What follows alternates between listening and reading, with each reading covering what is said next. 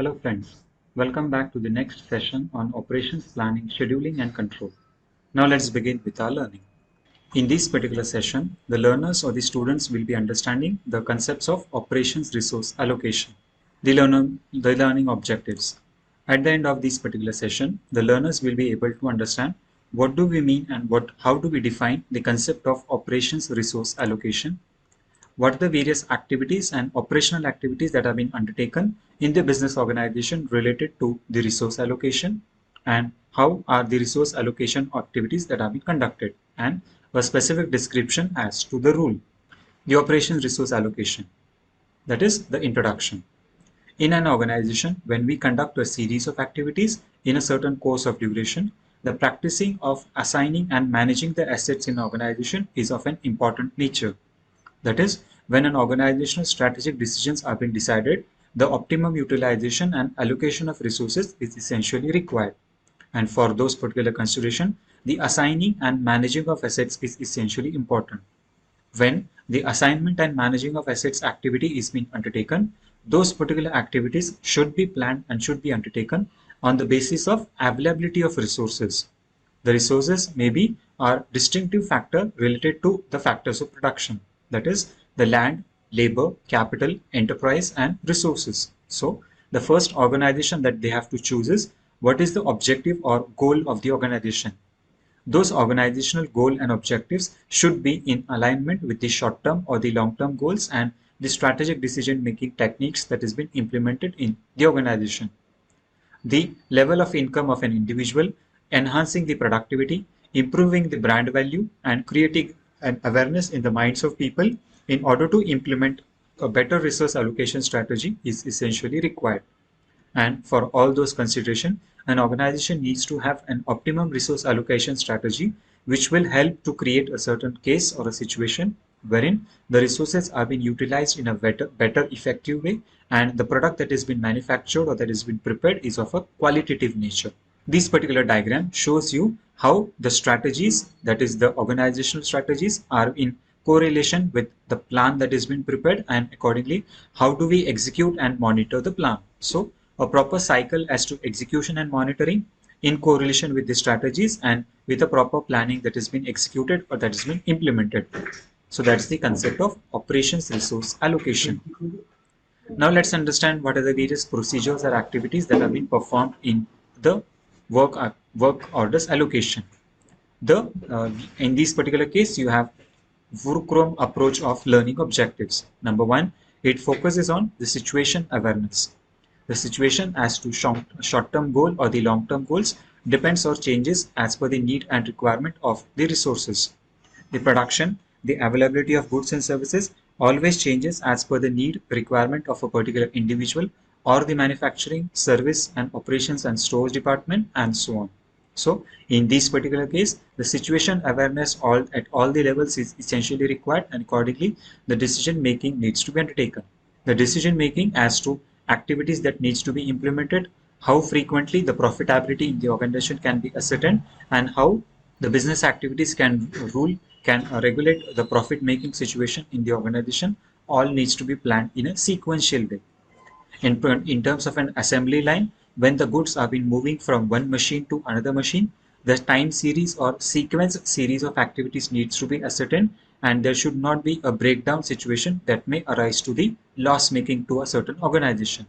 And hence, for those particular consideration, the decision making activity should be quite active. The next concept or the procedure in terms of the operation allocation is the communication. There should be a proper communication channel or the mode of communication between all the departments. May it be the production department, the inventory department, the operations or the stores department, the manufacturing department, the finance department, the marketing department, and so on. Simultaneously, the communication between the top level management and the middle level management, and in correlation, the decision that needs to be followed or communicated to the lower level management should also be into existence. And hence, the communication plays an important role about how those activities can be completed within a specified time period. The next perspective is the importance of teamwork. When any organizational activity needs to be completed, the involvement of all the peoples of the organization, that is the team, is essentially important. Unless and until the team comes together and perform the respective activities, the task or a job that has been assigned cannot be completed successfully. And hence, the learning objective as to the teamwork involvement of all the members of the team is essentially required. The next perspective is the leadership skills. Every member in the organization or the participants of the business cycle should be a leader in himself and accordingly should lead the activity that has been undertaken. And hence, leadership skills are also equally important along with the teamwork allocation. And lastly, the factors impacting the human performance. The individual performance of the human being is having certain different types of skill sets. That is, the skill sets with respect to the knowledge, skill, and ability of an individual, the experience that he is carrying with respect to his job or the work-life balance and the situations, and so on. So, those particular factors impact about how the productivity or the resources allocation in the organization can be undertaken, and the benefit in terms of the long-term scenario can be achieved by the organization. Now let's understand the actual concept of operations resource allocation. The operations resource allocation basically deals with the concept of asset that is available in the organization. The asset may be of a physical nature or a non-physical nature. When the asset is of a physical nature, it is called as a tangible asset, and when it is of a non-physical nature, that is, it cannot be touched, it cannot be seen, or it cannot be felt, it is called an intangible asset. So the availability of technology, the availability of assets as to the physical presence and so on is the consideration of resource allocation. So the resources may be either tangible or intangible, physical or non-physical, and so on. The human capital is considered as the most valuable asset in the particular organization, and hence proper allocation of resources with respect to the human capital is essentially required, and a decision-making prioritization should be given to the human capital. So, in order to optimize the efficient use of limited resources, one should understand that what amount of investment is needed to be undertaken, how those resources are needed to be allocated, and a balancing between the conflicting requirement is being created. With respect to the changes in the priorities, identification of the most effective course of action is needed to be implemented, and accordingly, the goods or the services should be delivered to the different people or the individuals. And hence, the operation resource allocation focuses on all the aspects as to asset creation or value creation to a certain business. Now let's understand what are the various different types of resource allocation. The various different types of resource allocations are the one-time resource allocation and the continuous resource allocation. The one-time resource allocation is a resource which is being created in the organization for a long-term period, that is maybe a period of 10 years, 20 years, 50 years, 100 years, and so on.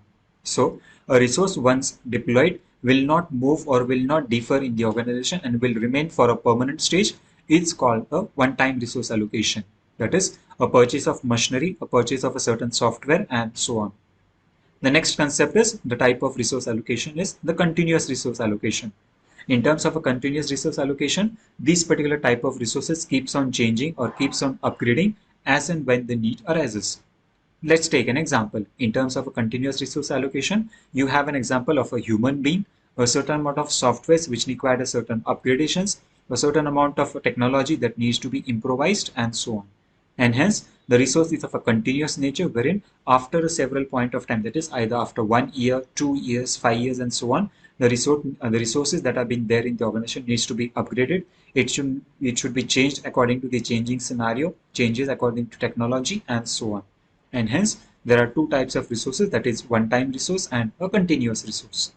Now let's understand the concept of resource allocation in an operating system. So when we say that there is an operating system into existence, then what type of resources are being utilized and how those particular resources can be implemented or better utilized in the organization. So the practice of assigning and managing the assets in a way that supports the organization's strategic goal is called as a resource allocation. So how do we assign and how do we manage an assets in the organization supports with the strategic goal? The strategic goal that have been set by the top level management should always be in alignment of the achievement of a certain target. The target that is being set should always be achievable, and all the resources that are available in the organization should be made or should be able to see that they are assigned in a sequence way and they are also manageable. The next concern one has to understand is managing the physical assets in the organization. The physical asset with respect to the long-term assets or the tangible assets and the availability of technology. The technology plays an important role when we say that the softer assets or the harder assets are into existence. In case of a technology, there are various softwares that needs to be implemented, and it always bears a cost with a certain consideration. And hence, managing physical assets along with the technology is essentially important. Now, another perspective we have is the human capital as a part of a resource allocation. When the resources are being implemented or deployed in a certain organization, simultaneously there is involvement of human capital. The human capital is also treated as a part of a resource, and proper allocation of resources as to human capital is essentially required. The knowledge, the skill, the ability that an individual possesses, and the knowledge that has been given by a certain individual with respect to how profitability or revenue can be generated in the organization is equally important. And hence, from those particular perspectives, the resource allocation is of utmost importance. Now let's understand what are the 5-step processes in terms of operations resource allocation. Number one, the first thing is mapping the timeline. That is, initially you have to map what is the timeline for a certain product and within what level the resources needs to be utilized or needs to be completed. The next second step is identifying the necessary resources. Whatever resources that needs to be identified or that needs to be used should be made a proper plan of action, and accordingly those particular resources should be deputed and implemented in the organization. The next step or the procedure is finding the resources. Then, based on the need identification, one has to find that what are the various resources that needs to be used, how those resources can be implemented or brought in as a part of a benefit in the organization, and which resources needs to be allocated. Then comes the perspective of assigning the resources. In terms of assigning the resources, which resources needs to be assigned, how the benefit can be derived from the various types of resources, and so on. And lastly, tracking the project progress. After the allocation of resources, one has to track about what is the progress report of a certain project and whether the project that has been completed is fruitful or not. And hence, the resource allocation should be a profit-making situation or an output-based activity which clearly identifies or specifies whether the profit can be achieved from a resource or whether it cannot be achieved. Now let's understand what are the various activities that are being undertaken in the resource allocation. The major activity that is being undertaken in terms of resource allocation is the scheduling. When we say that a certain activity needs to be undertaken, a proper schedule or a plan or a series of activities needs to be undertaken. And for those particular consideration, scheduling is of utmost importance. Allocation of resources to various tasks for a set period point of time. The activity that we are conducting, it should have a specified period, and based on the specified time period, the series of activities are being completed. So for this particular consideration, the resource allocation is equally important, and accordingly a schedule or plan of activities needs to be prepared. These activities may be related to a certain project or a non-project activity. That is, it may be a business strategic unit objective, it may be an administrative activity, it may be a support activity, or it may be an operations activity. So depending on the type of activity that has been conducted in the organization, one has to identify whether the scheduling activity or the resource allocation activity is related to a project or it is not related to the project.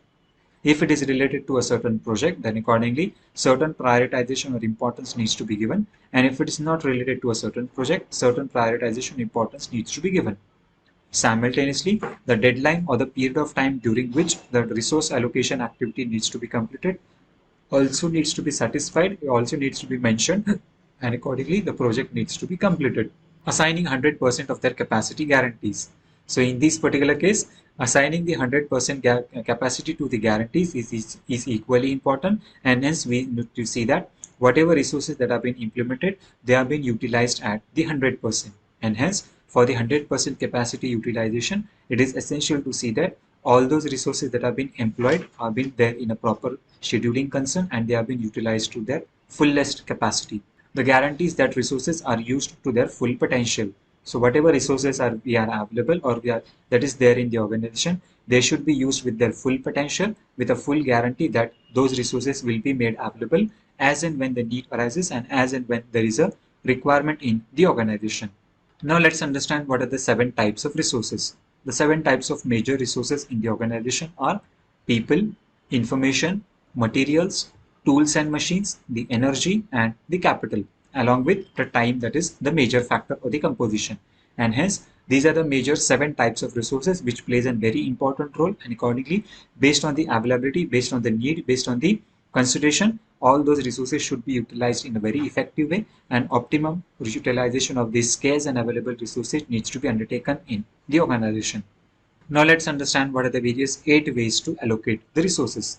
The various 8 ways to allocate resources are the market system, the brute force, the queuing theory, the random selection, the tradition, the equal shares, the need, the planned system, and so on. So these are the various 8 ways in which the allocated resources can be identified and they can be implemented in the organization. In the market system, there is a proper set of system with respect to the perfect market or the imperfect market and how the market system can be implemented. In the brute force system, a certain driving force is being created, and accordingly, the brute force system implements a certain consideration as to what is driving a certain market or what is driving the resource to be utilized. In terms of a queuing theory, a series of action is being created, and based on the queuing of a series of actions, the need requirement of a certain resource is being identified, and accordingly, those allocations are being undertaken. In terms of the random selection, how the product is being selected, with what sequence or series of activity it is been passing on, and how the selection criteria is being undertaken is the concept of random selection. In terms of a certain amount of tradition, the tradition deals with the consideration about what is the traditional mode that has been observed. The traditional mode as to the series or planning of activities and so on. Equal sharing. The consideration of equal sharing deals with the understanding about how the opportunity between equal number of participants is being shared and how equal opportunity to all the resources and all the departments is being given.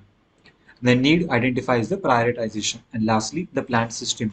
So whatever planned system is into existence, how it can be implemented, and successful implementation of all these activities is essentially required. Now let's understand the 4 allocation methods of the resource allocation. Number 1 is the direct labor. Number 2 is the machine time used. Number 3 is the square footage. And number 4 is the number of units that have been produced. So these are the 4 allocation methods due to which one can understand about how the resource allocation method can be undertaken. That is the amount of labor, that is the skilled and the unskilled labor that is available in the organization, and how direct labor can be directly employed at the manufacturing level or the shop floor level. The machine time, that is for what duration or point of time the machine is being used and what is the usage time of that particular machine. The square footage, that is the availability of the square foot area for a certain land or for a certain machine or for a certain area, and how the square footage can be utilized. And lastly, the number of units that have been produced, so that means the production or the manufacturing capacity. So in summarization, we need to understand, because of the availability of the finite resources and the endless desires and the needs of a particular individual, the economy must answer the basic 3 questions, that is what to produce, how to produce, and for whom to produce.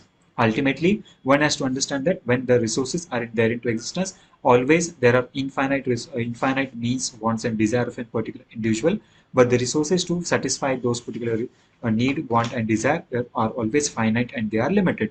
And hence, the basic economic problem as to what to produce, how to produce, and for whom to produce, either it may be a microeconomic problem or a macroeconomic problem, needs to be understood and needs to be underlined or answered. Because of this particular fundamental dilemma of scarcity, every community must decide about what things to create, and accordingly, the balance between the demand and supply needs to be identified and it should be matched in order to reach at the break-even point situation. And hence, optimum utilization of scarce resources is essentially important or necessary required. Now let's summarize what we have learned in this particular session. In this particular session, we have understood what do we mean by the operation resource allocation, which operation allocation activities are being required in the goods and services, and lastly, how to implement a better operations resource allocation in the business organization. I hope you must have enjoyed the learning at this particular session. Thank you for your patience listening. Thank you.